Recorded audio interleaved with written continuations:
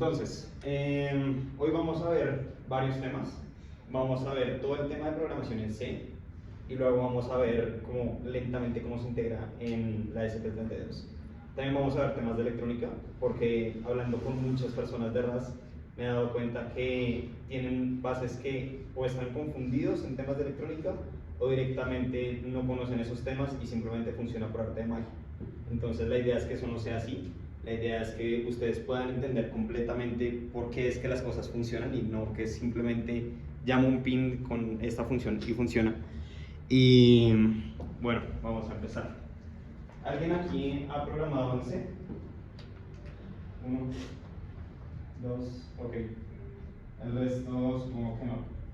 Entonces está esta frase que es muy famosa, ¿sí? Y dice lo siguiente: C hace que sea fácil disparar en el pie. C++ hace que sea difícil, pero cuando lo haces te vuelas la pierna, ¿sí? Lo que es Arduino y SP32 es C++. Significa que es un poquito más persistente que C, no se va a dejar morir tan fácil, pero si ustedes hacen suficiente cantidad de cosas mal, como son lenguajes que igual están a un bajo nivel, pueden hacer cosas muy chistosas, como por ejemplo escribir sobre sectores de memoria donde tenían el sistema operativo y adiós, o sea, pantalla azul y a reiniciar el computador. Entonces, esa es la cosa de estos lenguajes de bajo nivel que son 6 años más. Tipos de datos. Aquí viene algo interesante. Supongo aquí que la mayoría son de ingeniería, entonces habrán visto IP. No sé por qué en IP no lo dictan, pero pues uno tiene más tipos de datos que int, string y pues ya como tal las estructuras de esto, ¿sí? Dic, las listas, demás, todo eso pues también existe en C de otras maneras, pero son un poco más primitivos. Ahora, como entonces, es importante entender cómo es que estos tipos de variables se almacenan en C. Aquí, ¿quién es de sistemas? Ustedes dos. ¿Ustedes dos están viendo o ya vieron Infratec? No lo han visto. Ok, aquí como esto es un adelanto, mucho de lo que va a ser los primeros 30-40 minutos de esta presentación se ve en Infratec, que es una clase que es C y luego Assembly en sistemas. Entonces, todos saben que es un bit, ¿cierto? Listo, todo el mundo sabe que es un bit, todo el mundo sabe que es un byte, son 8 bits. Listo. Entonces, cada variable ocupa en memoria cierta cantidad de bytes, ¿cierto? Entonces, un carácter ocupa un byte. ¿Por qué un carácter? ¿Por qué un char? Porque eso es ASCII, ¿cierto? Todos saben que en una letra ASCII corresponde a un número. Todos los números del código ASCII pueden ser representados en máximo un byte. Y así vamos creciendo hacia abajo. Aquí hay algo chistoso en C, y es que en Python no tenía el int, punto, ¿sí? El int es un número entero. En C uno tiene el unsigned y el signed para todo lo que sea un número. Entonces, aunque char es un carácter, entonces yo puedo decir como algo así tipo variable, o sea, char variable es igual a, pues este A realmente corresponde al entero del código ASCII de A, no a la letra A, ¿sí? Entonces yo también puedo decir, y es completamente válido, char var es igual a 30, ¿sí? Porque al final de cuentas eso es lo que está almacenando un número en esa variable. C tiene esto de signed y unsigned para todas las que almacenan un número. Entonces, char almacena un número, int almacena un número, bueno, ya vamos a ver lo que es long, y float también lo almacena, float y double también lo almacena con signo, ¿sí? Porque también son números. Entonces, depende de si tenemos un signo o no, la cantidad de valores, el rango de valores que podemos almacenar. ¿Por qué? Porque se gasta un bit en signo. ¿Sí? Todos los que vieron digitales o van a ver Infratec van a ver algo que se llama complemento a 2, que es la manera en la que representamos en binario números negativos, y eso significa que perdemos un bit. Entonces, por ejemplo, cuando tú invocas y dices char igual a algo sin especificarle, pues te va a dejar o menos 127 a 127 o de 0 a 255. ¿Sí? ¿Cómo así que estos rangos? Pues depende. Si lo iniciaste con un número negativo, este va a ser el rango que vas a tener. Si lo iniciaste con un positivo, pues él va a asumir que simplemente querías decir que era un signed y lo va a poner de 0 a 255. Si lo pones como un char y luego tienes que ponerlo como un número negativo, lo puedes hacer, pero entonces si tienes un valor asignado a esa variable luego que sea mayor a 127, cosas raras van a empezar a pasar, ¿sí? Porque nunca especificaste si era con signo o sin signo, así que es mejor especificar. Un carácter sin signo pues te lleva el valor de 0 a 255, ¿sí? Un carácter con signo de menos 127 a 127. Así funciona para todos. Estas son cosas que toca tener en cuenta. Hay una variable muy importante, pues una variable no, una extensión de variable muy importante que es el tipo long. Como pueden verlo, todas estas tienen un tipo long. El long establece que tenemos una capacidad adicional para almacenar ahí, en ese mismo tipo de datos, números adicionales, un rango más grande. Entonces, como pueden ver, tenemos como el int, que está aquí, que almacena este valor, y luego tenemos el long int, que almacena este rango de valores, y el long int, que almacena este rango de valores. ¿Sí? O sea, este rango de valores es menor que este rango de valores, este rango de valores es mucho más grande. Aquí hay una corrección, y es que la SP32, para que lo tengan en cuenta, es de 32 bits, ya vamos a llegar a eso. Pero entonces esto es menos 2 a la 32 a 2 a la 32. ¿Listo? Y bueno, eso es tipos de variables, simplemente para que lo tengan en cuenta. Cosas chistosas pueden pasar si no se acuerdan de esto. Tipado de variables. Entonces, todos saben programar en Python ya, eso es lo que estoy asumiendo en este curso. En Python uno puede hacer monstruosidades como las siguientes. Es que uno puede decir a es igual a hola, print a, y eso va a decir hola. Luego a es igual a 5, imprima a más 2, y eso va a imprimir 7. Esto no pasa en C. Si uno intenta decirle esto, que hace que haga esto, C se va a morir.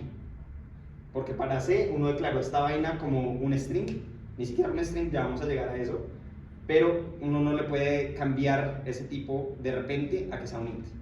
Toca crear una nueva variable o trabajar con punteros, pero pues olvídense de los punteros, no vamos a llegar a eso en esta sesión. Igual esto, ¿sí? Si B es 7.0, por ejemplo, y vamos a sumar 7.0 con 5, Python nos lo va a dejar hacer. ¿Sí? Todos saben que C, aquí como la variable C va a ser un float, porque int más float es igual a float, dentro de las matemáticas de Python. Nada de esto lo pueden hacer en C, ¿sí? Es una de las restricciones más grandes. Entonces, ¿cómo se vería en C? Si tengo un string, que lo estoy llamando string solo por claridad, pero no existen strings en C, ya vamos a llegar a eso. Entonces, si tengo un string palabra hola, cuando intento asignar palabra igual a 5, esta vaina como va a fallar. Claramente nos va a tirar como no puedo convertir int a string en assign, ¿no? Luego puedo tener un número entero que sea 5. Bien, si intento decir que un entero es un decimal, como 7.12, me va a decir no, aunque va a compilar. ¿Sí? Y estas son un tipo de cosas con las que toca tener cuidado. Porque acuérdense que Python es interpretado. ¿Sí? Python corre al momento de la ejecución y lo va como ejecutando línea por línea. C te va a dar advertencias mientras compila y luego tienes un archivo para toda la eternidad. Como quedó ese archivo, quedó, ¿cierto? O sea, si quieres volver a hacer cambios, tienes que cambiarlo, volver a recompilar y volver a trabajar sobre ese nuevo archivo. Entonces, cosas así te va a tirar una advertencia, ¿sí? Hay una conversión implícita de int que cambia 7.12 a 7. Esa es la advertencia que se te va a tirar. Si esto era un número importante, pues ya no. Sí, ahora perdiste precisión, de más. Floats.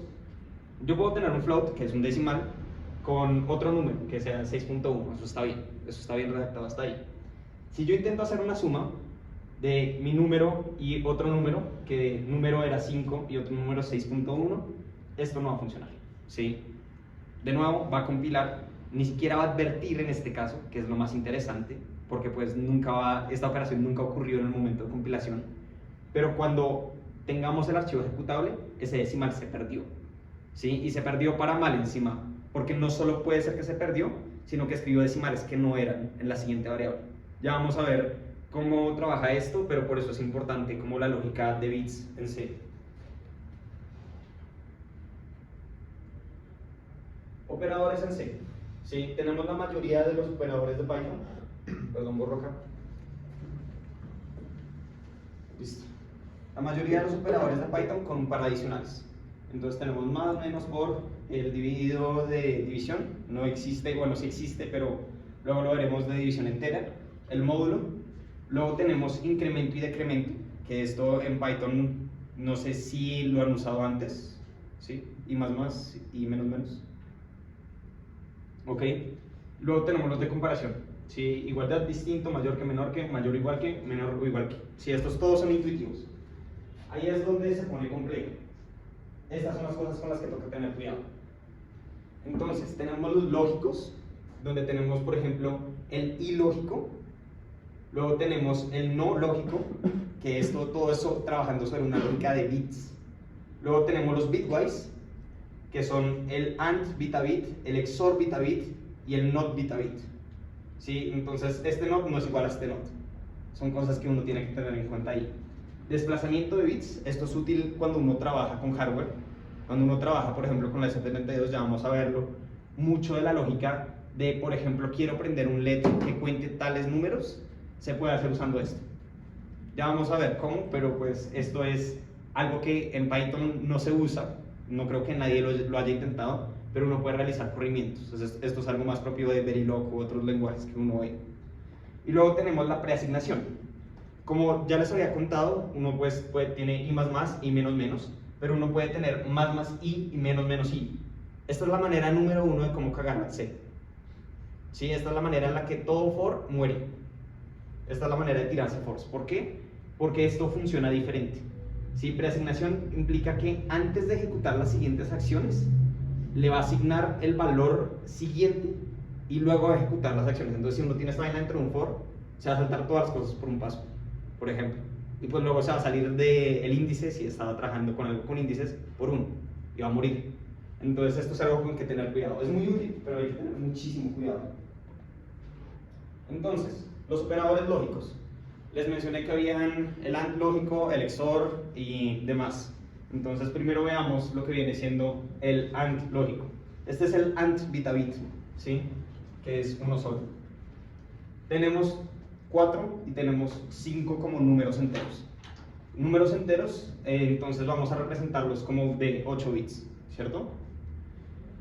¿Cómo lo guarda?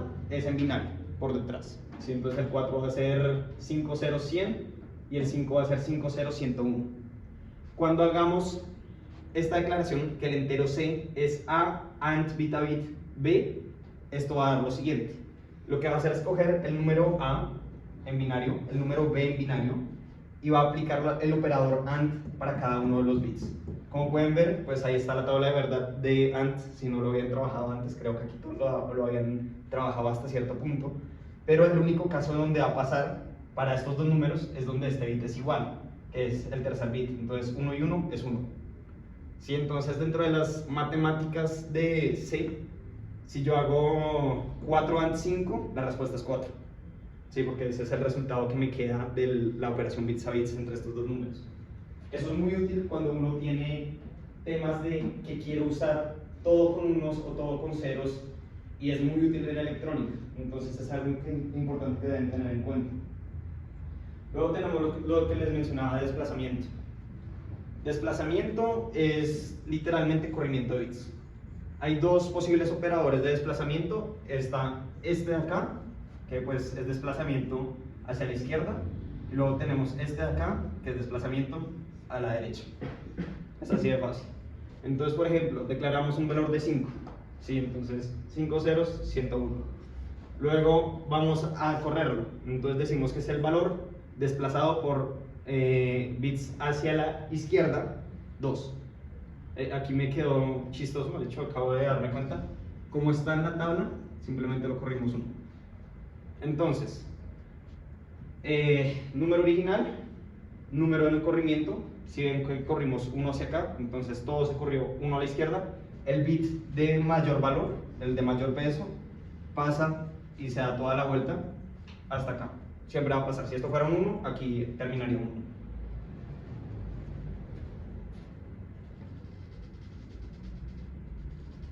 Listo. Sentencias if-else. Esto es muy corto la explicación.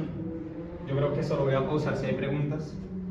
Es exactamente igual que como estaba en Python, ¿cierto? Entonces tenemos nuestro número, si nuestro número es mayor que, entonces obviamente C entonces curly brace es donde sea que tengamos statements. Entonces imprimimos o hacemos acciones, de otra manera hacemos esto. Si tenemos múltiplos if else, entonces lo que hacemos aquí es, por ejemplo, if, else if, no existe el if es mal hablado en el resto de lenguajes que no sea Python, y todas nuestras sentencias hasta el else. Aquí hay algo interesante, ¿se acuerdan cómo acabamos de ver que esto acá es corrimiento de bits? Sí, pues no, en este caso no lo es. Esa es de las cosas chistosas que se tiene, y es que uno tiene que aprenderse esto. En el caso que tengo aquí, printf, eso es de C. En el caso de C++ existe otro método para imprimir cosas, que es con la sentencia cout y como asignación a cout del texto. Sí, aquí lo puse como un post-it. Uno puede imprimir cosas con cout y sein y esto para recuperar valor. Entonces, estas cosas no siempre significan corrimiento de bits. Con las palabras clave cout y sein significa salida a pantalla o entrada del usuario.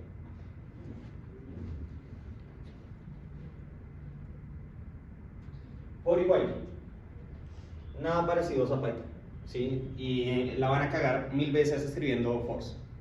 Whiles no, pero force sí. ¿Por qué? Porque uno en Python uno escribe algo así como for y in range el mínimo hasta el máximo, ¿sí? Y todos saben que esto es intervalo abierto. En C yo no puedo declarar variables en caliente, ¿sí? Cuando yo hago esto en Python yo estoy declarando y ahí mismo, y existe para ese bloque for. Igual si ustedes lo han intentado, si ustedes intentan imprimir y después de un bloque for, pues es ahí todavía existe, solo que pues si uno no tiene una variable y uno no tiene problemas.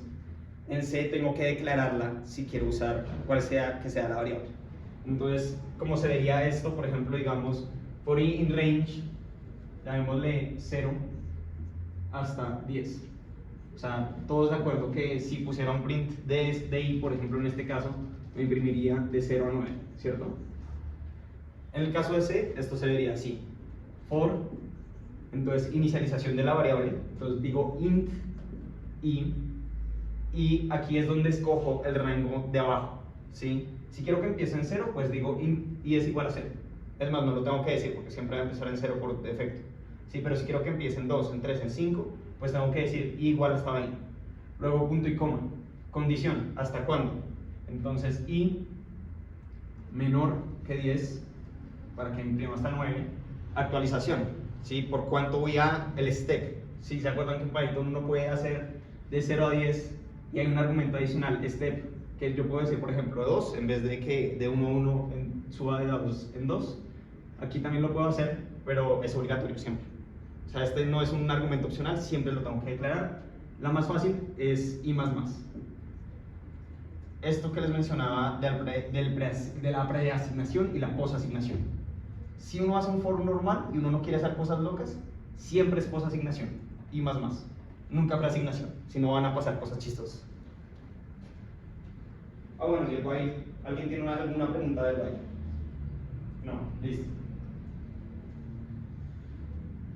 Entonces, aquí simplemente es para mostrarles el ejemplo de lo que acabo de decir. Si quiero imprimir hasta 5 hasta 4 en este caso, pues int i es 0 hasta que sea menor a 5, lo voy incrementando en 1. Y esto simplemente va a ir imprimiendo 1, 2, 3, 4. ¿Todo el mundo lo entiende? Aquí el while, exactamente lo mismo. Sí, post assignment. Acuérdense que es algo que estén haciendo algo muy particular, siempre es j o i++, ¿sí? No más i o más j.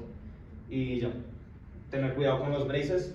Hay una cosa ahí de notación, para los que ya están viendo ya o cosas así, hay estilos para poner los braces, ¿sí? Y los braces se tienen que ver bonitos. La manera que yo prefiero es esta, como terminas la sentencia, abres, escribes el código del bloque, luego cierras, ¿sí? Uno lo puede hacer así, porque pues el man simplemente revisa dónde están las llaves, entonces uno lo puede poner aquí, pero eso se ve más desorganizado. Entonces intenten usar buenas prácticas al organizar código para hacerlo más legible. Declaración y uso de funciones. Entonces, de la misma manera que en Python yo puedo def, función, parámetros, salida, aquí puedo hacer exactamente lo mismo. No cambia mucho, ¿sí? Entonces tengo tipo de retorno, nombre de función, tipo parámetro 1, nombre parámetro 1, tipo parámetro 2, nombre parámetro 2, etc. ¿A qué se refiere con tipo de retorno?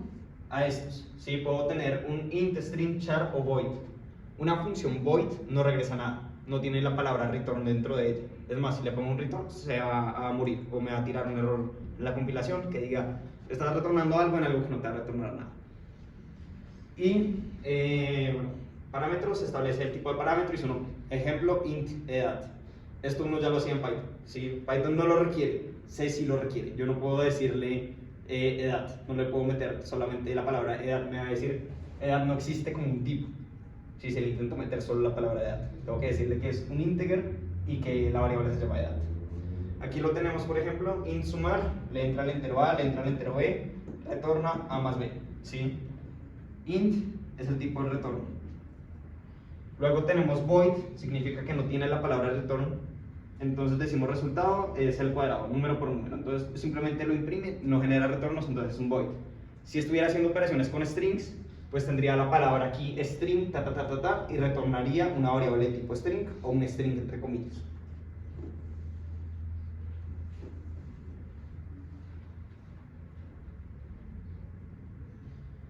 Aquí es donde vamos a avanzar un poquito más con calma.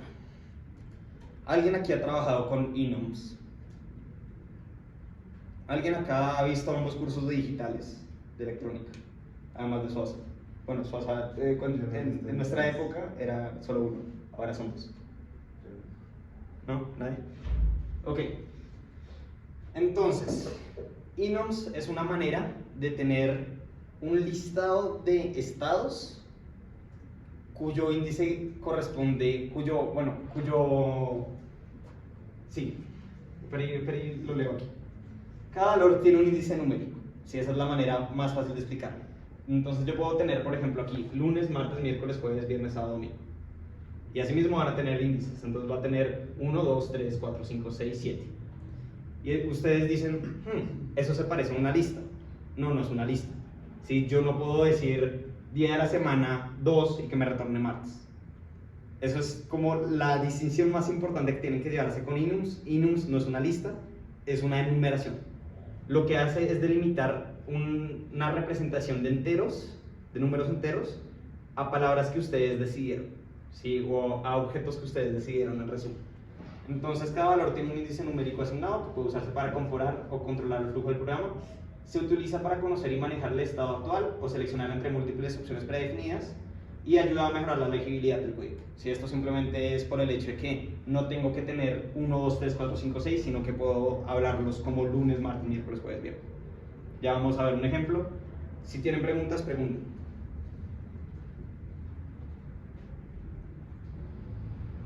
Esto, sí, grupo de valores invariables. La mejor manera en la que puedo como realizar un enum, puedo hacer una metáfora entre un enum y algo que usan todos los días, es piénsenlo como un slider que tiene detents, que tiene niveles graduados. Entonces cada palabra que van poniendo es uno de esos niveles y ustedes pueden setearlo a alguno de esos niveles. No existen intermedios y no se pueden salir. Sí, o sea, lo que están definiendo cuando definen un enum es algo así como una escala graduada donde pueden mover, en la que pueden moverse pero no pueden salirse ni poner niveles intermedios. En este ejemplo lo que tenemos, por ejemplo, tenemos nuestros días de la semana y tenemos nuestra función main. No sé si no lo mencioné antes, pero lo menciono ahora. Siempre en C se tiene una función main. De la misma manera que en Java uno tiene que llamar el resto de funciones y el resto de cosas desde el inicio de la ejecución. Si uno no tiene una función main, ni siquiera va a compilar el código. Si tiene que existir, tiene que llamarse main. Entonces, creamos una variable con tipo día de la semana. Esto es algo raro, ¿cierto? En vez de hacer int edad, lo que estamos haciendo es día de la semana hoy. Resulta que así pasa que un enum, cuando lo declaramos con un nombre. Pero ese nombre queda declarado desde su asignación al resto del código como un tipo. ¿Sí? Entonces cuando hablo de día de la semana, no estoy hablando de estos corchetes con estos valores, estoy hablando de un tipo de variable que puede tener solamente estos valores. ¿Todos entendieron eso? Listo. Entonces día de la semana, hoy. Si la variable hoy solo puede tomar estos valores y nada más que estos valores. Entonces digo hoy es jueves. Y esto es válido, ¿sí? O sea, no tuve que declarar jueves como un string ni nada, simplemente este es mi tipo de dato y mi tipo de dato permite que tome el valor de jueves, entonces hoy toma el valor de jueves. Listo. Si intento decir hoy toma el valor de marzo, pues no va a funcionar porque no está dentro de mi tipo de dato. Ahora puedo usar lo que sea con esa variable. Entonces si digo si hoy es jueves, pues hoy es jueves. Eso simplemente acuérdense que es una impresión. Si hoy es lunes, pues hoy es lunes y así. Es así de fácil. ¿Por qué los enums son muy importantes? Porque así es como uno hace máquinas de estado. Si uno tiene que hacer funciones que se ejecuten consecutivamente, la manera de hacerlos con enums.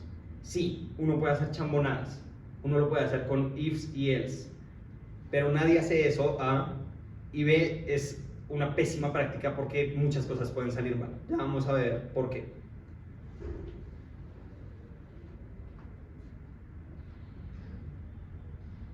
Junto con los enums es importante entender switch case. ¿Alguien ha usado switch case en Python? No. Suazo. Verilog. ¿Nadie? Ok. Switch case. Esto es algo que no explican nunca en el curso de sistemas electrónicos y digitales, pero es importante que uno lo tenga en cuenta porque si uno no lo tiene en cuenta uno no va a entender de la mitad del semestre en adelante para los electrónicos. Un switch case lo que es un if-else diferente, para que lo piensen, para que vayan mentalizándose así. Como pueden ver, switch se llama la función y a esta le entra una opción. Y dentro del bloque de código tenemos múltiples casos, caso 1, caso 2, caso 3, caso 4 y el defecto, ¿sí? El de por defecto. Siempre toca tener un caso por defecto, es parte de la estructura de enunciación de un switch case. El resto ya lo habíamos visto, entonces estas son entradas de usuario y esto simplemente es la declaración de opción. Entonces, nos permite tomar decisiones de una manera más organizada y nos permite tomar y ejecutar bloques de código secuencialmente. Algo que no podemos hacer en una secuencia if-else es mandar de un estado a otro. ¿Sí? Es decir, yo no puedo decir como, supongamos que tenemos, no sé, piénsenlo en Python, una secuencia de if-elses, ¿cierto? Y yo estoy evaluando si mi variable edad es 18. Listo, encontró el que es 18. Yo digo que ahora edad es 19. Tengo que tener un while para que vuelva a entrar. Yo en switch cases puedo mandarlo de gratis al siguiente estado. No tengo que intentar volver a iterar, volver a cambiar el valor a asignar y volver a evaluar todos. Simplemente lo mando de gratis al caso que corresponde. ¿Bien ahí? Listo.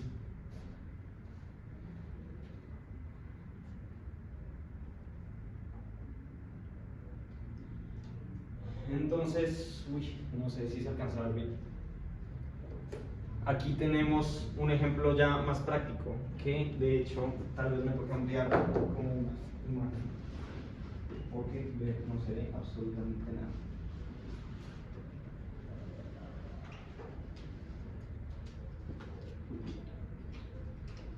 Y cuando por ahora.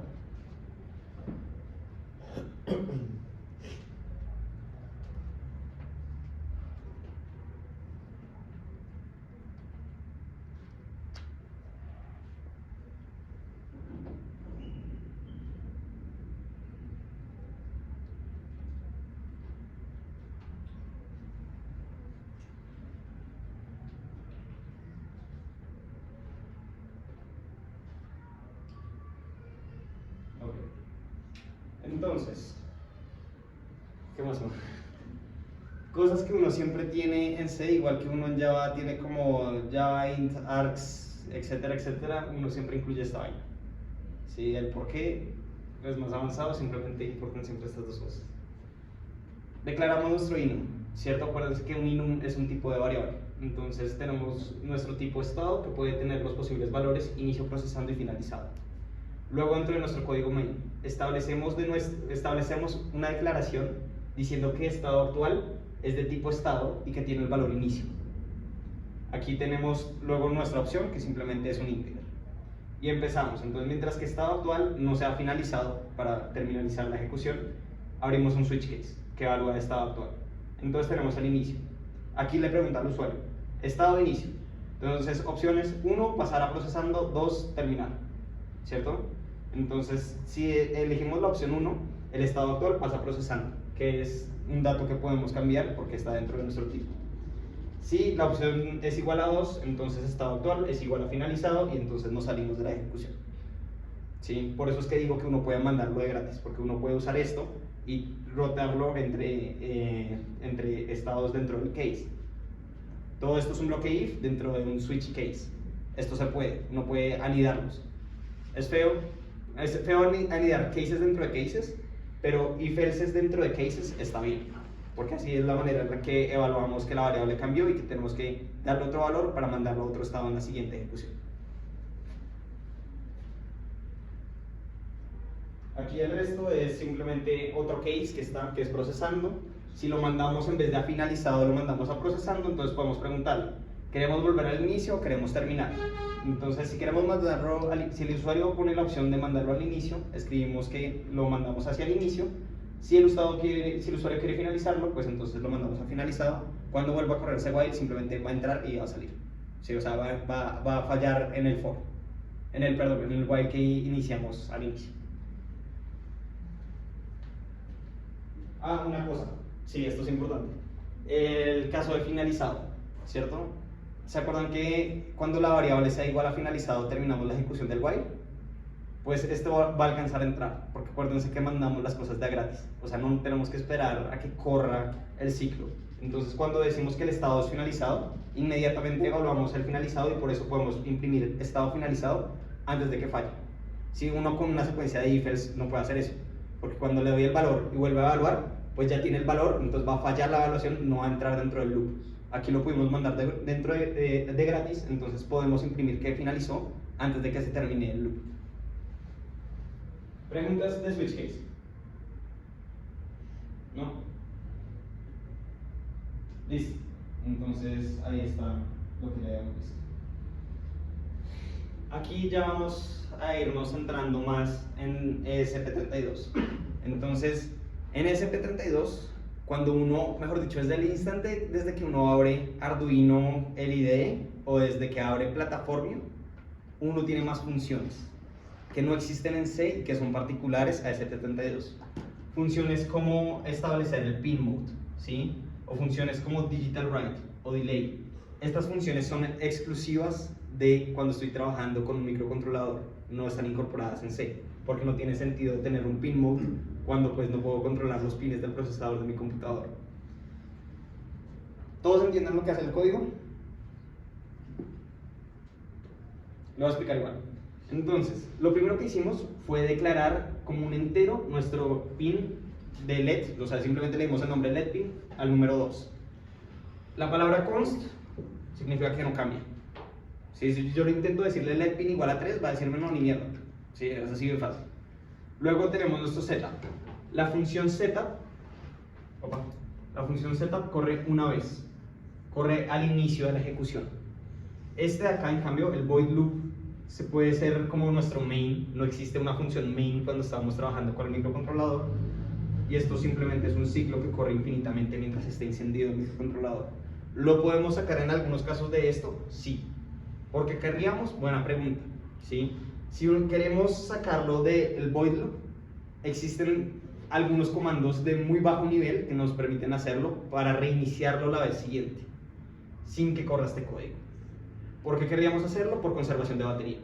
Si tenemos una CP32 conectada a una batería y queremos que cada 5 minutos, por ejemplo, se despierte, revise temperatura y luego se apague, lo podemos hacer sacándola aquí, poniéndola en un modo de conservación de energía que la ESP32 nos permite. Por ejemplo, ya tiene un procesador encargada de despertar 2 procesadores grandes y luego volver a seguir evaluando condiciones. Pero pues para inicio simplemente tenemos nuestro setup que corre solamente en reinicios, y luego tenemos nuestro void loop que va a correr siempre.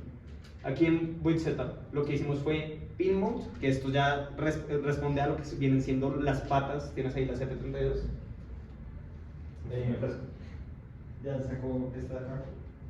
Lo que vienen siendo las patas del micro, ¿sí? Entonces cuando yo digo pin mode, pata 2 output, le estoy diciendo que aquí la pata que corresponda al número 2 va a ser una salida. Y cuando estoy hablando de aquí digital write, le estoy diciendo que esa salida la estoy escribiendo en alto y la estoy escribiendo en bajo.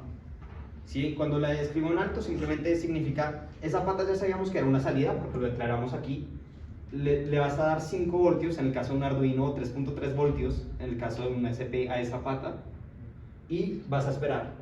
Luego de esperar, entonces lo vas a apagar y esto se repite y se repite y se repite, entonces el resultado de este código es un LED parpadeando.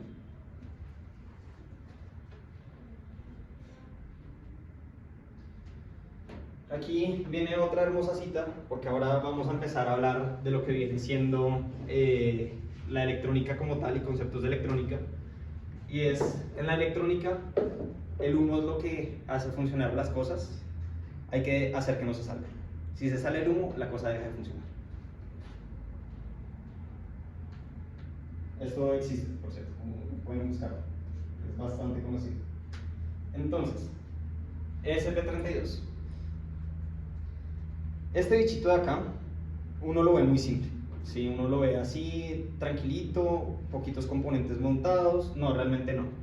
Debajo de este cover metálico, el ESP32 como tal, es más o menos del tamaño del código QR que tiene.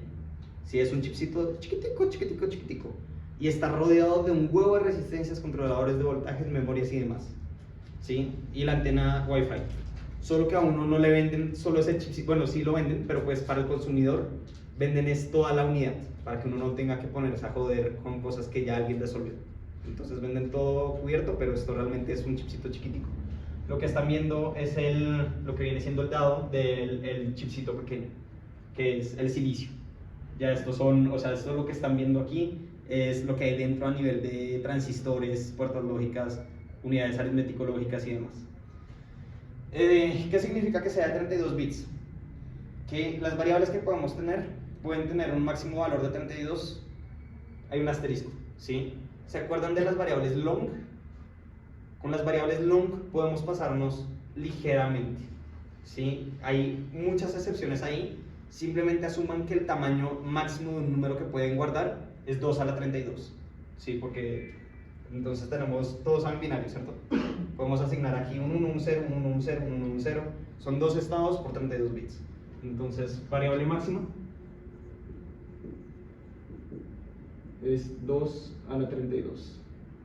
Eso va a ser una pregunta, ¿cuál es ese número? 2 a la 32. Es un número gigante, ¿sí? Pero es importante que lo tengan en cuenta. ¿Por qué?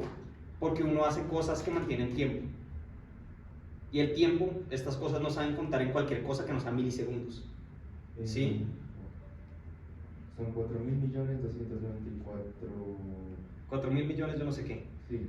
Esa vaina en milisegundos parece mucho, pero es menos que un año. ¿Sí?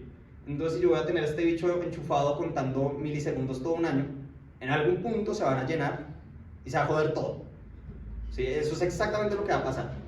Para que lo tengan en cuenta, uno no puede hacer relojes con el bicho solito, uno tiene que comprar un módulo de reloj, que el man sí sabe guardar tiempo y si es inteligente y tiene más memoria y más cosas. Si uno intenta mantener funciones de milisegundos aquí, se va a morir eventualmente. Puede hacerlo por tiempos muy cortos, de hecho ya vamos a ver funciones que usan el reloj de aquí, pero hay que tener mucho cuidado, porque ese número, por más grande que parezca, eventualmente se llena y se jode todo. Entonces, esto afecta a la cantidad de datos y si estás manejando un número, listo, esto ya les conté, que es 4.29 mil millones. Aquí, esto simplemente es conocimiento general para la gente que no sea de electrónica, esto es un zoom a la imagen que tenía antes. Lo que están viendo aquí son los transistores de operaciones, todo lo que es aritmético lógico y demás. Y lo que están viendo aquí, que es como una gigantesca rejilla, esto aquí es literalmente la memoria. ¿Sí? Entonces, como este es un chip virgen, nunca ha sido grabado, si esto estuviera grabado, uno vería unos de estos negritos, y esos son unos. Sí, o sea, es algo chévere, pues, a manera de datazo, que uno puede ver bajo un microscopio lo suficientemente grande, los bits grabados como unos y ceros.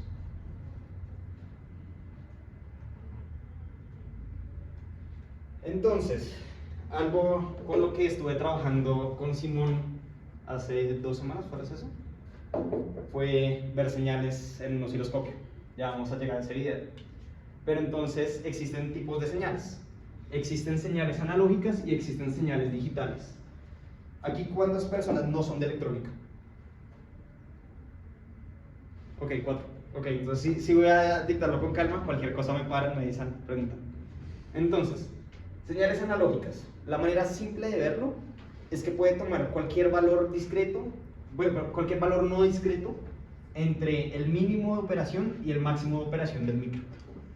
¿Sí? Entonces estos serían 0 voltios y esto sería el voltaje de operación, que uno lo denota VCC. Entonces puedo tomar un valor aquí, puedo tomar un valor acá, pues ya esto es un tema infinitesimal, pero pues puedo hacerlo. ¿Por qué es útil? Porque uno tiene que tener señales analógicas, porque muchos sensores funcionan así, y también muchas salidas funcionan así. Mientras que todo lo que habíamos visto hasta este momento eran ceros y unos, cuando uno habla de temas de electrónica tiene sentido tener valores que no son ceros y unos. Por ejemplo, un sensor de temperatura. El sensor que les dije que trajeran, no sé si alguien lo trajo, si no ahorita les muestro uno, es un sensor analógico. Ese sensor de ahí lo que hace es que dependiendo de la temperatura a la cual está expuesta, cambia su resistividad. ¿Todos aquí vieron Física 2? No. Ok. Entonces, esto va a ser como una mini lección de física simplemente para conocimiento general. Ley de Ohm, ¿cierto? Voltaje es igual a corriente por resistencia, ¿sí? Si yo tengo un sensor al cual siempre le estoy dando corriente constante y que su resistencia cambia de acuerdo a la temperatura, pues voy a tener un cambio en el voltaje, ¿cierto? Eso es directamente proporcional. Eso es así de simple. Esta es la manera en la cual podemos saber temperaturas de una manera muy fácil, porque como ven, al ser directamente proporcional, esto nos da cosas muy bonitas. Por ejemplo, aquí tenemos el sensor, esto es como la hoja de datos del sensor de temperatura que les mandé. Si uno tiene una temperatura aquí de menos 25, estos son como menos 30 grados, te va a dar un voltaje de 0.2 voltios. ¿Sí? Si uno lo expone al máximo de temperatura que puede reportar, pues antes de morirse, que es 125 grados Celsius, esto corresponde a un valor de 1.7 voltios. Entonces, esta es la manera en la cual uno hace matemáticas con las lecturas de un sensor y puede tomar valores así. Eso se ve muy bonito cuando es simplemente temperatura versus voltaje, pero cuando estamos hablando de en el tiempo, supongamos que tenemos nuestro sensor, que el sensor se ve algo así, simplemente es una cosita así con 3 patas, y esto mide temperatura, me quedó horrible, no importa. Si lo metemos en una olla, si tenemos nuestra olla, siendo profesor de física, metemos nuestro sensor con sus 3 cablecitos, ahí está adentro, la ponemos a calentar, vamos a tener que en el tiempo, a diferencia de como simplemente voltaje versus temperatura, si lo vemos en unos osciloscopios se va a ver algo así. Vamos a tener voltaje aquí y vamos a tener tiempo acá, pues va a ir creciendo, ¿sí? Y pues va a tener pequeñas fluctuaciones. ¿Sí? Listo, alcanzó los 97 grados que alcanza el agua al hervir en Bogotá. Entonces, el Arduino, el ASP o lo que sea que tenga al otro lado, tiene que poder leer valores que no son muy bonitos, ¿sí? Porque el man, para el man, este es el voltaje de operación y esto es nada. Entonces va a tener que leer valores intermedios cada rato para poder saber a qué temperatura estamos. Eso es el resumen de señales analógicas. Señales analógicas también funcionan para el otro lado. Como ustedes saben, muchas de las cosas que tenemos son exclusivamente digitales en cómo piensan, y es que es muy difícil hacer algo, pensar de manera analógica. Por ejemplo, su celular siempre piensa con ceros y unos, y hay cosas que no son ceros y unos. Una de las cosas que no son ceros y unos son la música, ¿sí? Claro, uno tiene un archivo de música que está representado en ceros y unos, pero al momento de sacarlo a un parlante, el parlante tiene que tener diferentes voltajes, ¿sí? Entonces ahí necesito convertir ceros y unos a voltajes. Es una operación que vamos a ver como en 2 diapositivas, pero es cosas para que se den cuenta que realmente lo usamos todo el tiempo. Tenemos que hacer operaciones de allá para acá y de aquí para allá. Un sensor de celular que, por ejemplo, toma lecturas analógicas es el del brillo. ¿Sí? Todos los celulares, ahí en lo que viene siendo la cámara de adelante, tienen pegadito un sensor que le reporta cuál es el brillo que hay en el ambiente y él ajusta el brillo de la pantalla acordemente. Eso lo tiene que leer como una señal analógica y tomar decisiones en base a eso. Listo, señales analógicas. ¿Cómo se leen en la SP32? Igual, pin analógico 34. Esto simplemente es decir nombre de la variable. Podría llamarlo termómetro igual a 34. Luego empezamos comunicación serial, ¿sí? Comunicación serial, lo único que nos permite, el serial.begin, es poder ver las cosas en el computador por USB. Entonces yo tengo aquí mi SP, tengo un convertidor a USB, que es el que mama gallo, el que a ti te estaba molestando, y luego tengo mi computador. Cuando yo tengo el serial begin, le estoy diciendo que empiece una transmisión de datos hacia allá. Y entonces voy a poder ver los datos en una frecuencia de actualización, ¿sí? En una cantidad de datos que puedo enviar por unidad de tiempo. Eso es el número que está aquí adentro. Este número de adentro se llama el baud rate. Y uno dice, pues entre más alto mejor. Sí, o sea, entre más grande sea, mayor cantidad de datos poder enviar de ahí, aquí hasta acá. No siempre es necesario tener un baud rate muy alto. Sí, de hecho, el por defecto es de 9600. Aquí ven que está altísimo, porque esta cosa tiene una frecuencia altísima. Uno con un Arduino no puede alcanzar baud rates tan amplios. Esto es simplemente por la frecuencia de transmisión en la cual puedo mandarle datos al computador. ¿Por qué lo estamos usando aquí? Porque podemos. Si queremos ahorrar cada ciclo de reloj y cada cosa y todo, pues lo hacemos óptimo y básicamente lo dejamos en lo mínimo de lo que lo necesitamos. Este es un buen valor, ¿sí? Si ustedes están trabajando con el micro y no quieren ver que se les corte el mensaje a la mitad y que llegue el siguiente y se corrompe y aparezcan caracteres raros, pongan este valor y van a estar bien. Listo. Luego tenemos nuestro loop, que como ya saben se repite después de la inicialización. Aquí lo que dijimos fue que el voltaje, el valor del voltaje va a ser una lectura analógica. Acuérdense que estas funciones ya vienen incluidas cuando uno abre el IDE de Arduino o plataforma. Esto ya existe y existen para este procesador. El procesador sabe qué significan esas funciones. Vamos a realizar una lectura analógica del pin analógico. Sí, eso es cero difícil de entender. Tenemos una función que sabe preguntarle al pin qué voltaje está sintiendo y el pin regresa con esa respuesta constantemente. Y luego vamos a tener nuestro valor de voltaje, que va a ser simplemente un float, ¿sí? Un valor con decimal. Vamos a decir, y esto sí es aquí raro, que tenemos que hacer una operación con ese voltaje. No lo podemos leer y convertir a una temperatura tan linealmente. Sí, tenemos que realizar un corrimiento del eje. Sí, aquí lo que estamos haciendo es esto. ¿Por qué? Porque la SP32 funciona a 3.3 voltios y el sensor funciona para 5.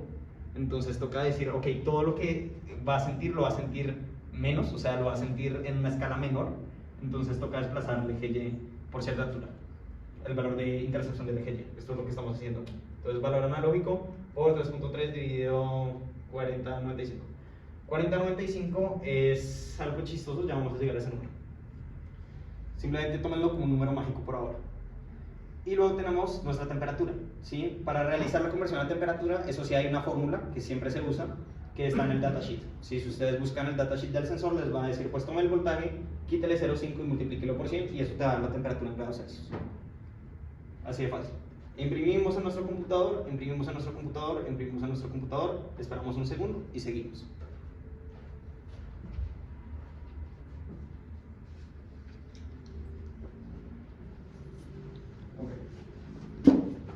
Señales digitales. Cuando hablamos de señales digitales, yo que hice el borrador. Gracias. Cuando hablamos de señales digitales, estamos hablando de ceros y unos ya rigurosamente. Antes podíamos tomar cualquier valor de voltaje, ¿cierto? Nuestro sensor podía darnos algo así. Pues no, digitalmente ya no podemos hacer nada de esto. Digitalmente, lo que sea que esté en el sensor, tiene que darnos una lectura que sean valores dentro de nuestro valor de operación y cero. Obviamente no existe nada instantáneo, es físicamente imposible, pero idealizadamente esto se ve así. Tenemos plano, alto, alto, baja, plano, tan, ¿sí? Supongamos que tienen que convertir esto a binario. ¿Cómo se convierte? 0, 1, ¿Cómo? 1, 0, 1, 1. Bien, ¿sí? Entonces esto es lo que viene siendo un periodo y aquí tenemos 1 y 2 periodos, entonces esto se mantuvo alto por 2, entonces estos son 2 unos. Así es que vamos leyendo nuestro bitstream. Cuando les decía que no existe nada ideal, pues es porque esto realmente hace como pero pues sabemos lidiar con eso, no nos importa hasta que llegue aquí, y mientras esté en un rango de ese intervalo lo tomamos como 1, que es lo importante. ¿Cómo sabemos qué tan rápido es ese periodo, esas lineecitas en las que sabemos qué es un 1, qué son 2 unos, qué son 3 unos? Pues los periodos, eso lo establecemos basado en la frecuencia de comunicación. Siempre que vamos a conectar dos cosas juntas, tenemos que decirle tu frecuencia es esta, tu frecuencia es esta, se hablan por esta frecuencia. Y así ambos saben que están recibiendo bitstream dentro de esos parámetros. Aquí tenemos un ejemplo, esto es un reloj y estos son contadores. Esto simplemente es la conversión a valores hex, se me olvidó cómo se llama, hexadecimales, de lo que está leyendo aquí abajo el osciloscopio.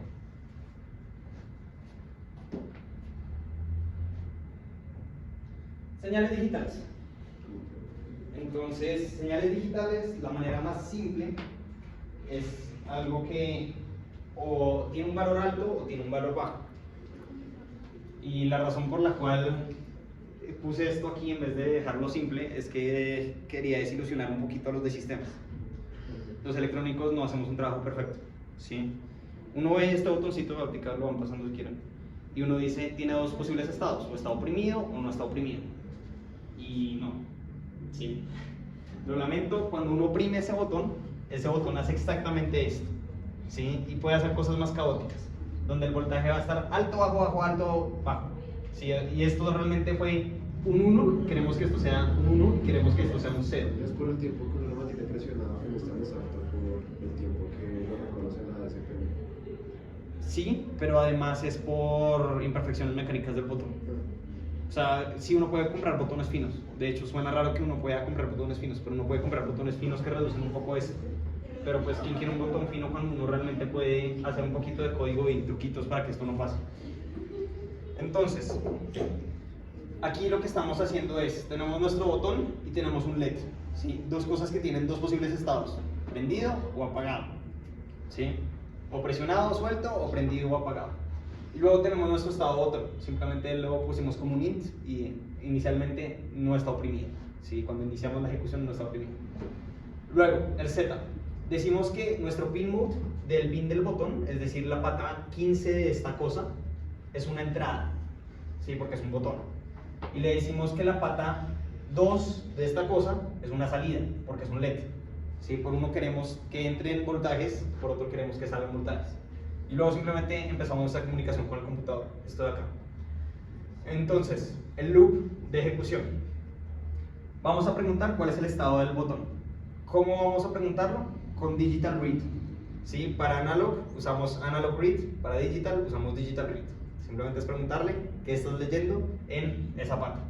Y el man va a decir, en esa pata estoy leyendo, para analog read va a responder con un voltaje, para digital read va a responder o 0 o 1. Listo.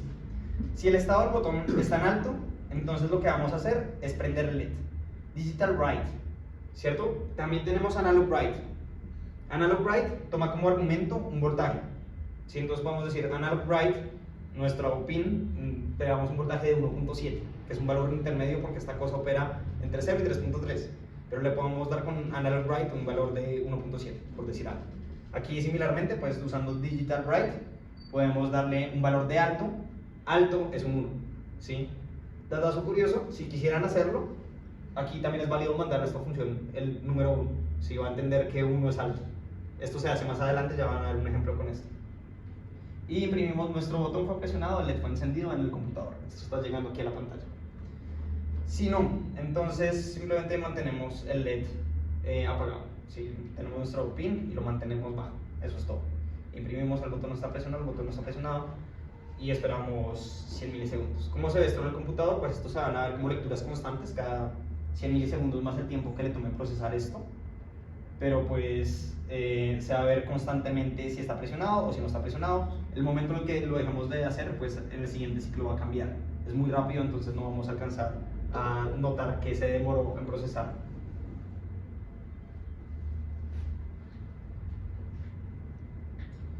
Entonces, Esto es una microlección de electrónica. Los botones hay que debouncearlos, ¿sí? Si vemos un botón, ese botón al oprimirlo va a hacer esto, como alto, bajo, bajo, alto, bajo, alto, y ya se mantiene en alto, bonito. Esto de acá se puede solucionar. Hay dos cosas importantes que tienen que entender de electrónica. Si alguien de acá trajo los materiales, pudo haber visto que yo les pedí resistencias. Esto va a ser una mini clase de electrónica aquí, porque pues, es importante que los de sistemas entiendan que uno tiene que hacer cosas para que el programa lea las cosas bonito. Esto aquí es una resistencia pull down. ¿Qué pasa? Que si no le damos un valor por defecto al botón, cualquier cable, por pequeño que sea en electrónica, es una puta antena. Ok, la SP ya tiene un color de pull down. Sí, sí tiene pull downs incluidos. O sea, dentro de esta cosa aquí abajo viven resistencias que uno puede invocar con funciones y decirle mándeme este pin por esta resistencia. Pero pues piénsenlo por ahora como si estuviera afuera, simplemente porque no es gráfico. Entonces, cualquier cosa que uno no tenga conectada, cualquier cosa que esté suelta al aire, es una antena. Y va a recoger literalmente señales de radio y televisión y cualquier otra señal de interferencia que haya. Entonces, si uno no tiene un botón conectado a tierra, por ejemplo, por defecto, el man va a estar leyendo constantemente valores intermedios y supongamos que, no sé, un monito prende el poquito aquí muy cerca, pues lee un 1. ¿Sí? Y ojalá que no haya sido nada grave lo que haya movido al otro lado en el programa, pero pues va a leer algo que no era. Entonces uno siempre ata las cosas, ya sea a tierra o ya sea al valor operacional. ¿Cómo funciona esto? Esto es un switch, ¿sí? Este es el diagrama para un switch con dos patas. Entonces, oprimido, conectas tus dos contactos, suelto como está, están desconectados. Cuando está desconectado, bueno, esto es un pin de la SP. Cuando están desconectados, el pin va a estar siempre bajo porque está a su misma tierra. Eso es algo también interesante. Las tierras pueden tener ligeras variaciones que no son cero. Entonces, siempre que ustedes estén conectando vainas en un circuito, todo tiene que estar conectado a la misma tierra. Si tienen varias SPs, varios lo que sea, todos tienen que estar conectados tierras entre sí para que el valor se promedie y todas estén de acuerdo que esa es la tierra con la que están trabajando. Entonces lo conectamos a la tierra común y ponemos una resistencia. El propósito de la resistencia es literalmente no freír el Arduino o la ACP o lo que sea. Si no ponemos la resistencia, lo que vamos a hacer es efectivamente un cortocircuito. ¿Sí? Porque esto es un pin que al leer simplemente ¡pum! Le mandamos tierra al pin y el man quedó sorprendidísimo de qué pasó. ¿Sí? Listo. Cuando cerramos esto, pues siempre la corriente va a elegir el camino de menor resistencia. Como no tenemos resistencia aquí, pues va a leer el valor operacional de 5 voltios. En el caso de un Arduino, en el caso de una SP es 3.3. Simplemente véanlo como VSC, el voltaje de operación. Listo. Uno puede hacer más cositas ahí, como conectar capacitancias y tal, para que el voltaje se mantenga cargado cuando tiene estas fluctuaciones. Y esto haría que se vea así, pero pues eso ya es un poquito más complejo y requiere un poquito más de teoría. Listo. Entonces, además de tener un pull down, que el pull down siempre es obligatorio, por lo que les explicaba de que vamos a recibir valores parásitos cuando no queremos, podemos, en vez de conectar una capacitancia y anunciarlo electrónicamente o por seguridad, podemos anunciarlo por software. Esta es la corrección por software más común que van a ver, que son los debouncers. Y aquí lo que hacemos es simplemente pensar en tiempo. Y ahí es donde toma sentido lo que les dije de que las variables de tiempo se llenan eventualmente. Aquí lo que tenemos es, por ejemplo, un long, ¿sí? Es decir, esta vaina nos va a ocupar nuestro numerote de 2 a la 32 bits. Estos bits se reservan. ¿Sí? Si se acuerdan de la imagen que les mostré del dado con las cajitas del dado de la SP, si estamos declarando un sign long, perdimos una fila de 32 bits. Ya no lo podemos usar más, para que lo tengan en cuenta. Y vamos a tener un sign long de debounce requirement, ¿sí? Porque si es un número 200 que cabe dentro de nuestro valor de 0 a 255, no lo metemos dentro de un int. Por lo que les explicaba, se toma mal operaciones entre tipos, ¿sí? Entonces, si vamos a operar entre esos dos tipos, ambos tienen que tener el mismo tipo de variable. Listo. Y tenemos otro unsigned long, que es la última presionada, ¿sí? La última vez que presionamos el botón. Que siempre, por buena práctica, para que el programa se pueda ejecutar siquiera, tomamos como el requerimiento de debounce más 1. ¿Qué determina el requerimiento de debounce? Estrictamente, que ustedes lo conecten su botón a un osciloscopio y midan el tiempo que hay el más grande entre estas dos cosas. 200 milisegundos, generalmente el ser humano no va a presionar y soltar un botón en menos de 200 milisegundos, entonces 200 milisegundos está bien, ¿sí? Simplemente que eso es el tiempo donde sabemos que no pasó esto, sino que lo quería mantener presionado. Entonces si empezamos a presionarlo, durante 200 milisegundos va a seguir en este estado. Listo. Y luego tenemos nuestra función de debugamos. Como pueden ver, aquí tenemos retorno, nombre, entradas, lo que explicaba al inicio. Entonces el retorno de esta función va a ser bool, verdadero o falso. Si el tiempo actual, milis, es una función que le pregunta a un registro especial dentro de la SP, o sea, dentro de esta vaina, dentro de las estructuras raras que vienen en la esquina superior, hay un reloj. Y ese reloj tiene un registro asociado, que cada milisegundo de tiempo real va a sumar 1, ¿cierto? Entonces, por cada milisegundo que esta cosa ya aprendida, va a sumar 1 a un numerote que es un signal también. Y a ese milis le podemos hacer preguntas. Lo invocamos y ese man siempre nos va a dar una respuesta. Este man no tiene argumentos, no podemos decirle milis a segundos, no, milis solito. ¿Sí? Entonces eso nos dice el tiempo que lleva encendida la SP. Si el tiempo que lleva encendido la SP menos el tiempo de la última presionada es mayor al requerimiento de debugamos, entonces vamos a hacer que el botón actúe, si retornamos verdadero. Si no es cierto, que es por ejemplo en este caso donde no han pasado 200 milisegundos, pues va a retornar falso y falso, ¿sí? Ya cuando se superan los 200 milisegundos va a retornar verdadero y todo va a seguir funcionando bien, porque asumimos que sigue presionado o no sigue presionado o lo que sea el estado. Esto es un debugger de software. Esto es necesario hacerlo si uno no quiere hacer la parte electrónica mamona. Esto sí es obligatorio, esto sí toca hacerlo o toca hacerlo porque si no va a hacer cosas raras.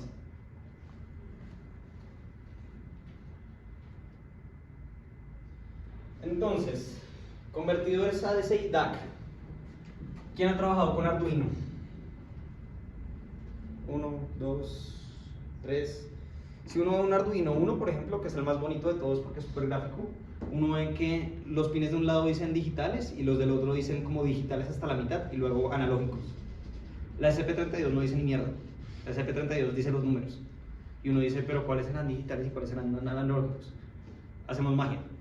Entonces, uno puede incorporar hardware entre el procesador y los pines que establece si queremos convertir una señal digital a una analógica o una analógica a una digital. El coso este tiene 16 posibles canales que podemos usar para hacer eso. Entonces yo le puedo decir, usted va por el DAC 1, usted va por el DAC 2, DAC 3, hasta el 16, podemos tener 16 diferentes entradas y salidas que nosotros controlamos. Tiene más para otras cosas que están reservadas, pero pues para eso toca usar los pines que son. Entonces, lo que les mencionaba de los audífonos. El dongle de Apple que todo el mundo odió al inicio y que yo todavía odio un poco al día de hoy. Eso es un mal necesario, ¿sí? Esto es lo que es un receptáculo de USB-C y un enchufe de USB-C. Aquí, mi lección de electrónica, pues uno tiene lo que es el bus de voltaje, el bus de tierra, aquí se ve, y luego uno tiene conexiones simétricas, por lo que el USB-C se puede conectar para ambas direcciones. Entonces uno tiene transmisión a este lado, transmisión a este lado, recepción a este lado, recepción a este lado. Estos son otras cosas de reloj y demás, y temas de cómo hacemos power delivery. No piensen en eso, simplemente tenemos bits de recepción y bits de transmisión, y no importa cómo lo insertemos. El tema es que estos son bits, es decir, 0 o 1. Esto también funciona en los conectores Lightning para los que tienen iPhone y cualquier otro conector raro que sea USB a final de cuentas. Por aquí no podemos sacar sonido, ¿sí? Cuando nosotros tenemos audífonos necesitamos mover la membrana a diferentes volúmenes, es decir, diferentes voltajes, ¿sí? Voltajes no discretos entre un 0 y un 1. Para eso tenemos esta vaina. Yo de chiquito pensaba, o sea, hasta estudiar electrónica, que esto era simplemente que uno sacaba cables aquí de pines y los mandaba a los anillos de los audífonos. No, esta cosa aquí dentro tiene un DAC, ¿sí? Que recibe los ceros y unos del celular y los convierte a lo que son los valores no discretos de la música que estamos escuchando. Asimismo se da que es bidireccional porque el micrófono que tenemos lo que hace es generar voltaje, es un piezoeléctrico. Entonces cuando uno está hablando, él está generando voltaje este man tiene que recibirlo y mandárselo al celular a manera de ceros y unos para que el celular pueda hacer cosas con eso.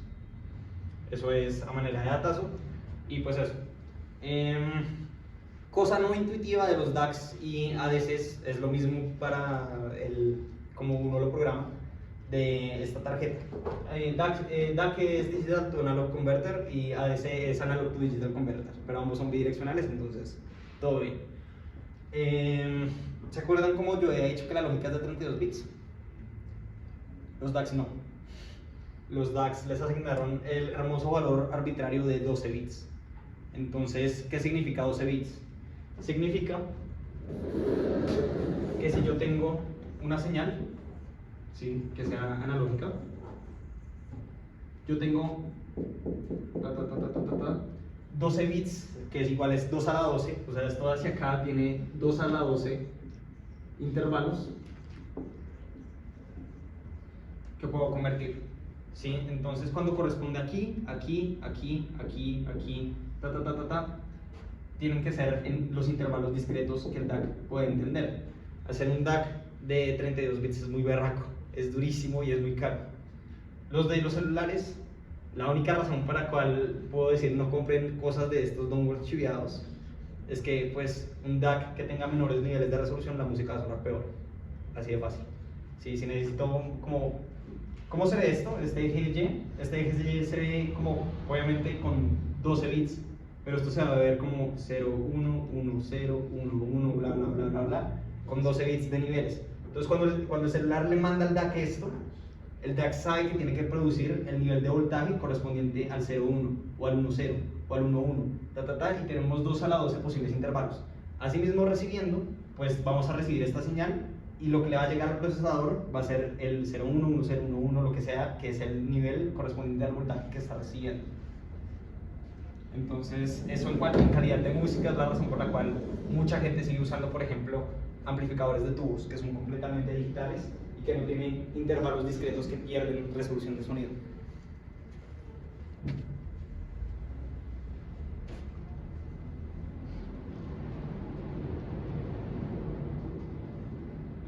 Aquí esto es súper importante porque lo van a usar cada rato. Señales PWM. Las señales PWM son muy chistosas, son muy útiles y tenemos que convivir con ellas cada rato. Los PWM es una señal digital. Como lo pueden ver, tenemos intervalo discreto o 0 o 1, ¿cierto? O apagado o encendido. Pero podemos regular qué tanto dura apagado o prendido. En el ejemplo que les hice antes de leer los bits de un diagrama de tiempos, pues leíamos 0, 1, 0, 1, 1, ¿cierto? Aquí podemos definir cuál es el duty cycle, ¿sí? Qué tan amplio es. Podemos tener, por ejemplo, un duty cycle del 50%, donde en el tiempo, el 50% del tiempo va a estar apagado y el 50% del tiempo va a estar encendido en un valor alto. Del 75%, donde tenemos el 75% del tiempo la cosa prendida y 75 y 25 lo que sea que estamos controlando en el pin apagado, o del 25% donde solo está encendido el 25% del tiempo y el 75% apagado. También podemos tener del 0% y el 100%, pero pues esos valores son bajos y altos, ya no estamos hablando de PWM formalmente. Podemos tener, obviamente, cualquier combinación entre estos de acá. No implica que solo podemos trabajar en intervalos de 25% de duty cycle. ¿Por qué es útil? Ustedes saben que todo lo que hacemos los electrónicos lo hacemos aprovechándose de que el ser humano no es tan bueno detectando cosas. Asimismo, como sabemos que podemos usar un valor de 200 milisegundos porque nadie va a oprimir un botón en 200 milisegundos y soltarlo, podemos abusar del ojo humano. Entonces, todos los que tienen computadores gamer, tú que tienes ese de Lenovo, por ejemplo, lo compran con pantallas de 144 Hz. Si esas pantallas implica que durante 1 sobre 144 Hz de segundo va a estar prendida, luego se va a apagar, va a actualizar la siguiente imagen y luego se va a volver a prender. Pero lo hace tan rápido que uno no lo entiende, no lo ve. Los celulares usan una de dos, o DIM digital o DIM análogo.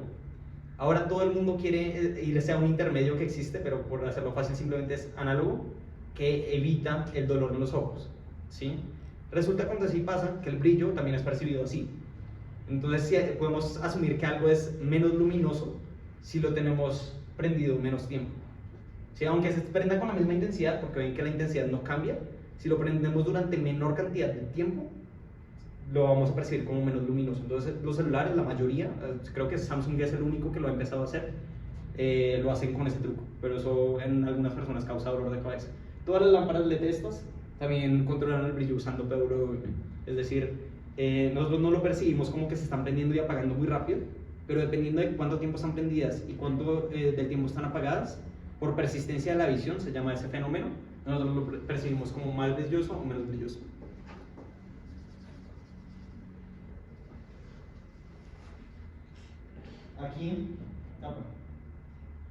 Aquí, esto es un video que tomamos con Simón hace una semana. Esto es la SpeedyV para los que están en UAV. Como pueden ver, cuando Simón mueve el control, se aumenta el ciclo de trabajo, y cuando lo mueve hacia abajo se disminuye, ¿sí? Entonces se agranda hacia arriba, se disminuye hacia abajo. ¿Por qué en la SpeedyV? Si en la SpeedyV no estamos haciendo que nada use persistencia de la visión, no nos importa que el UAV sea brillante y menos brillante, porque muchas cosas superan así.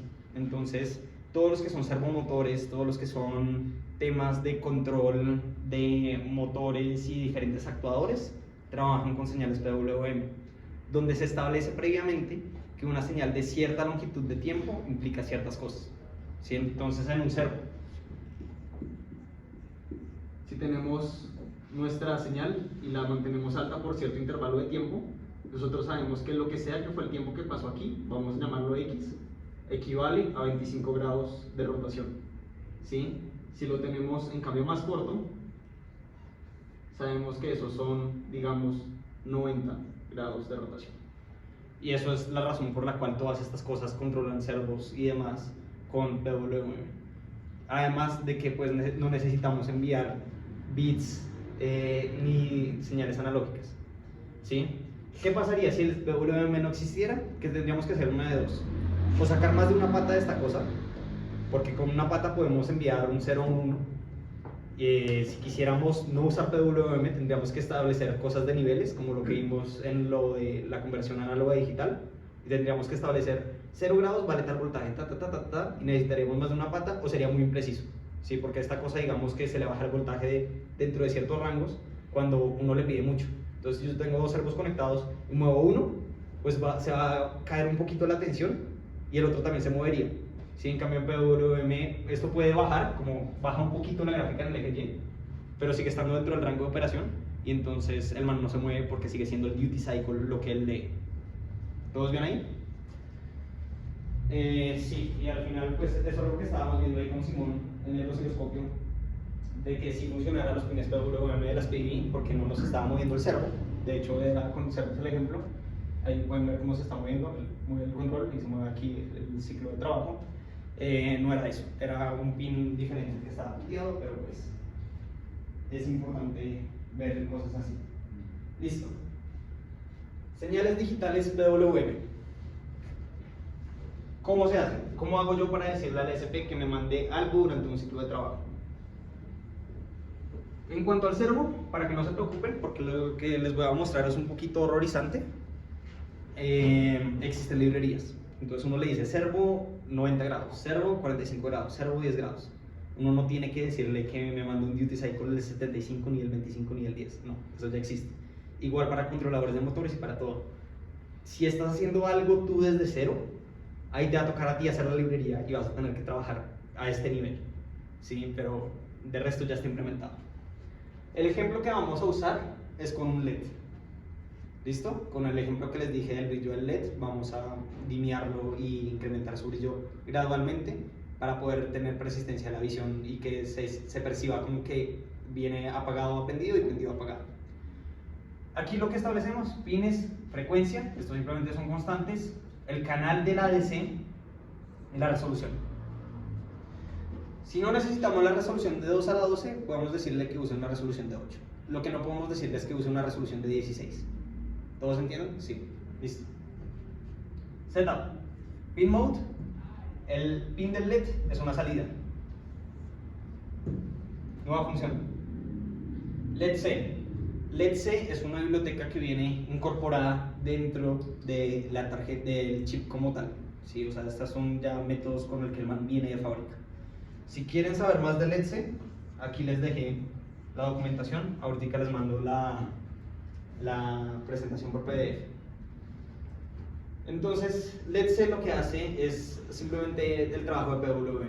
Se llama LEDC porque uno no hace estas locuras si no es con LEDs o con cosas que uno usa, pero nada te evita usarlo con cerdos o lo que sea, ¿sí? Simplemente es el nombre que le digo. Le mandas el canal, ¿sí? El canal es un argumento opcional, vale notar, aquí simplemente lo estoy haciendo por lo que les mencioné que la SP32 tiene 16 ADCs, pero pues la SP puede autoasignar cosas en las últimas versiones del código. La frecuencia, que la frecuencia sí corresponde a lo de la señal PWM, aquí estamos con una frecuencia de 5 kHz, y la resolución de 8 bits o de 12 bits máximo. Listo. Y decimos que tenemos en LEDC el pin del LED y el canal de la ADC. Como les explicaba, pues está el procesador,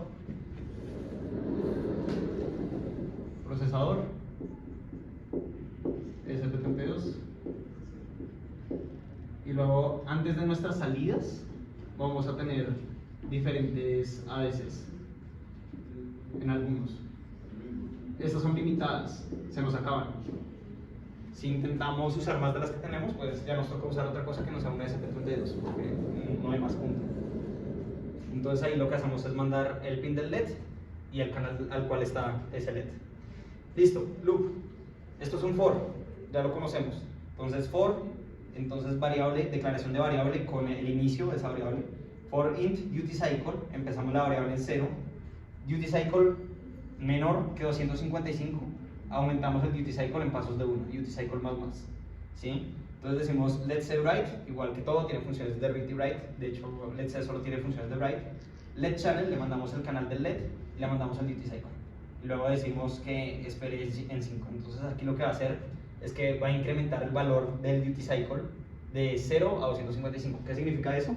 Que si lo vemos en una gráfica,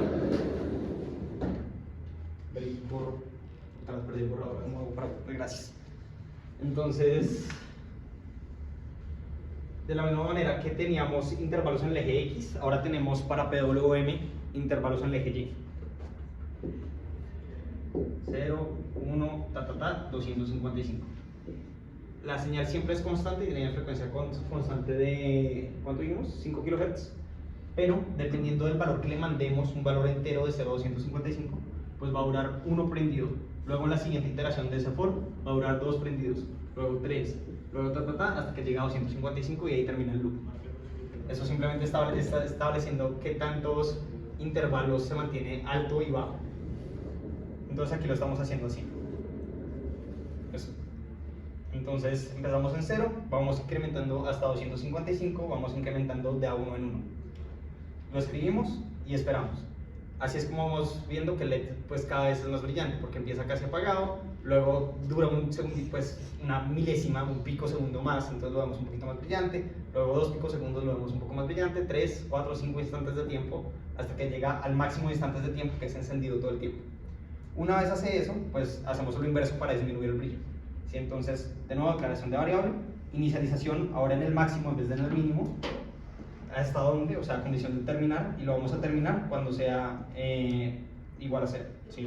O sea, cuando el duty cycle sea mayor o igual a 0, eso está raro. Y lo vamos disminuyendo en pasos de 1. Entonces vamos a hacer let write, let channel, duty cycle, y aquí en el caso lo que vamos a hacer es reduciendo qué tanto prendido está, de 255, 254, 253, 1, listo. Y vamos poniendo un delay simplemente para que sea visible. No sería visible si no tenemos esto. Máquinas de estado. Ya les había mencionado que la razón por la cual les dicté el enum era porque uno tiene que hacer máquinas de estado. Este simplemente es un ejemplo de máquina de estado. Igual, si no lo entienden, pues tengo más ejemplos. Esto aquí es un torniquete, ¿sí? Este torniquete de acá, uno le mete una moneda y se desbloquea. ¿Sí? Si no le meto la moneda, no se desbloquea. ¿Cómo se ve la programación de ese torniquete? Entonces, esto significa un inicio. Inicia bloqueado. Si lo intento empujar, ¿sí? Le hago así, y no, no le metí la moneda, pues sigue bloqueado. Sí, puedo seguir haciendo movimientos sospechosos y va a seguir bloqueado. No se desbloquea. Una vez introduzco la moneda, lo tiene que desbloquear. Entonces lo manda al estado desbloqueado. Puedo seguirle echando monedas. ¿Sí? Si soy un huevón y no avanzo, puedo echarle 100 monedas y esa vaina pues va a seguir desbloqueado. No se va a bloquear, desbloquear. No, quiero que se mantenga desbloqueado. Entonces, le puedo seguir echando monedas en este estado que está desbloqueado. Va a seguir en este estado que está desbloqueado. Empujo. Sea que le eché una o 110 monedas, se va a desbloquear. Listo. Las máquinas de estado están en absolutamente todo lo que es electrónico. Entonces, por ejemplo, el otro día estaba pensando más ejemplos, mi reloj, ¿sí? Esta cosa tiene modos cada vez que pita. Entonces, por ejemplo, esto es tiempo del mundo, luego stopwatch, luego timer, luego alarmas, etc. ¿Sí? Eso lo que estoy haciendo es que la condición para que avance a la siguiente condición es el presionar el botón. ¿Sí? Listo, todo el mundo entendió esto, bien. Máquinas de estado en C. ¿Tú alcanzaste a llegar a la explicación de no? Ok, voy a explicar primero en un y luego sigo con esto, que igual no quiero que Simón se pierda porque me conviene que Simón entienda.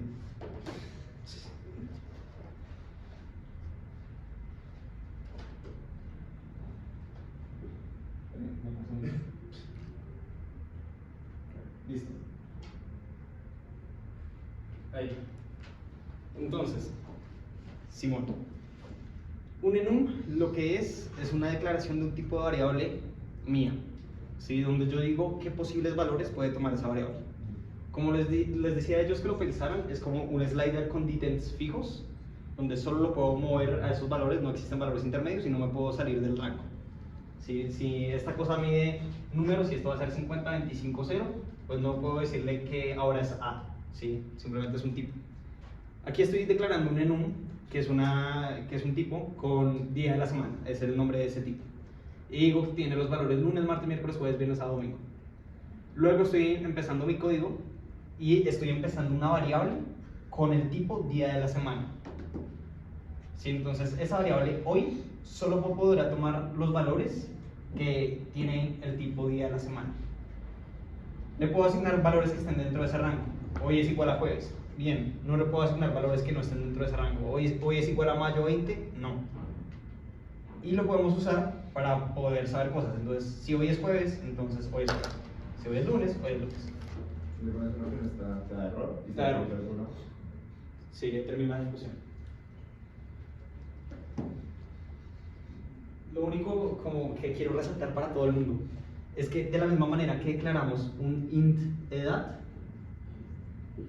para el valor que vamos a cambiar y evaluar, tenemos que declararlo como día de la semana, nombre de la variable. Día de la semana es el tipo de ese dato. Eso es lo importante. Listo. Switch case te queda tarea revisarlo, pero haz de cuenta que es un if-else donde podemos mandar entre estados de gratis. Es decir, podemos, sin necesidad de evaluar el loop desde el inicio, mandarlo de un estado a otro al cambiar el valor de la variable. Listo. Entonces, yo también tenía un ejemplo anterior que explicaba lo del corrimiento de bits, pero por cuestión de tiempo creo que es mejor simplemente irnos a lo que vinimos. Entonces, ahora perdí el marcador.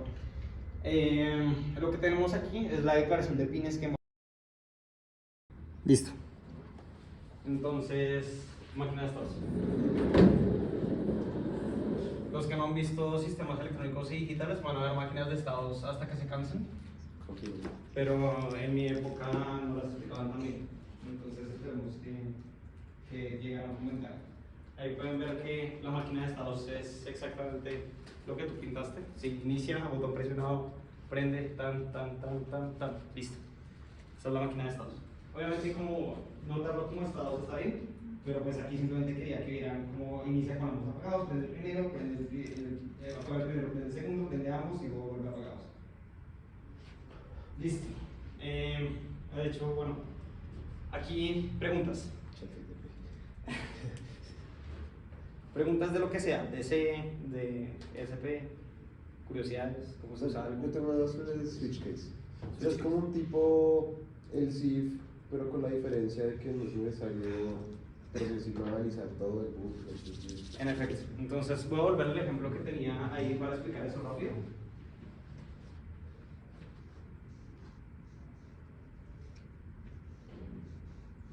Listo. Entonces este es un ejemplo de máquina de estado que era simplemente de programación, no tiene entradas ni pines ni nada. Pero entonces tenemos tres estados: inicio, procesando y finalizado. Declaramos que nuestra variable estado actual es de tipo estado, entonces lo iniciamos en inicio, todo bien. Decimos mientras que el estado actual no se ha finalizado, y entonces abrimos nuestro switch que evalúa estado actual, que es nuestra variable. Si está en inicio, le preguntamos al usuario pasar a procesando o terminar. Basado en la entrada del usuario, cambiamos la opción. Si la opción es 1, cambiamos el estado actual a procesando. Si el estado es 2, lo enviamos a finalizado, ¿sí? Enviarlo es literalmente enviarlo, ¿sí? ¿Ven que esto está dentro de un while? Ya vamos a llegar a por qué eso es importante. Listo. Entonces, aquí vemos el siguiente caso, procesando. Si está en estado procesando, entonces tenemos la opción de volver a inicio, donde lo regresa a inicio, o la opción de terminar. Si elige terminar, entonces lo enviamos a finalizado. Y uno pensaría, si lo mandé a finalizado, el while va a fallar y ya no va a poder imprimir cosas, ¿cierto? Porque el while siempre evalúa el código tan, con un bucle de arriba hacia abajo. En el caso de un switch case, no. Si entonces en el caso de un switch case, cuando le digo estado actual finalizado, no va a volver a preguntarle a while allá arriba si la condición es verdadera, sino que inmediatamente va a enviarlo al siguiente caso. Entonces en el caso finalizado, va a decir el estado es finalizado, va a romper, y cuando rompa, ahí sí va a romperse el while. Ahí se va a romper el while. Pero alcanza a mandarlo de gratis, y la siguiente vez que hay un break, ahí sí va a mandarlo a finalizado, porque pues el break de acá simplemente lo mandó al estado siguiente. Ya cuando no lo vuelve a mandar a más estados, cuando no hizo un cambio ahí mismo, ya ahí termina la ejecución del programa. O pues termina de asignarse, entonces ya no entra más casos y vuelve a evaluar el while. El while se evalúa cada vez que no hay una asignación que lo mande a otro caso. ¿Sí? Entonces si tengo entradas de sensores o lo que sea, sí necesito tener un while para que lo haga constantemente. Igual el main loop de... Prácticamente en ese código el while se está evaluando 2 veces al inicio y al final. ¿Cómo así? O sea, pues como después de cada break pasa al otro caso, pues uno se está evaluando al final, cuando no hay más casos y al inicio. Exacto. Okay. Cuando no hay más casos, ahí se vuelve a evaluar. Si no le estoy mandando, no le estoy cambiando el valor, sino que no lo estoy mandando a los siguientes casos, pues ya. Y listo. Entonces, aquí le pregunté a Chatcito que me diera una hermosa cita, y me dijo, el hazlo tú mismo es solo otro nombre para descubrir cuántas formas hay de hacerlo mal antes de hacerlo bien. También ahí me salió con otra, y es que no hay nada que enseñe como el olor a circuito quemado, pero intenten no quemar las SPs porque son bien físicas. Entonces, vamos a intentar, esto ya queda fuera del video, implementar estas tres funciones, que son, la idea es que las hagan ustedes. Estas son funciones que les doy como sugerencia. Ya les voy a pasar por el grupo de WhatsApp la presentación. Si le hacen clic en la presentación al link, los manda a GIS de GitHub, donde está el código para que lo puedan usar y pegar. Entonces, ahí está el primero. El segundo es parpadear LED. Aquí ya vamos a empezar a tener en cuenta evaluación de tiempo, y vamos a tener en cuenta un debounce, ¿sí? Bonos, si pueden usar la función de debounce que vimos antes, esa también tiene un botoncito de link y la pueden incorporar fácil. Y la tercera, pues ya va a ser exactamente el ejemplo que acabamos de ver, contar con LEDs y el botón. Y ya, eso es toda la presentación. Entonces ya empieza la prueba de práctica. Gracias.